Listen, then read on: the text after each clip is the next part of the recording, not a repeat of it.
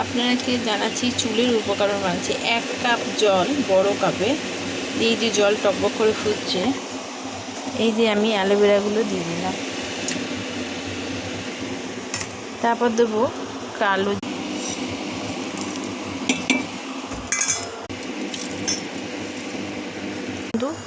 এই জিনিসটা কি বলুন তো, যারা খুব মোটা তাদের জন্য এটা গুঁড়ো করে সকালবেলা 1 চামচ করে খেলে তাদের খুব উপকার হয়।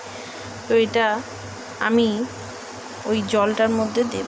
এই যে দেখছেন বন্ধু কেমন ফুটছে, এটা 15 থেকে 20 মিনিট ফোটাতে হবে। যে আমার হয়ে গেছে, আপনারা দেখলেন তো কী কী দিলাম।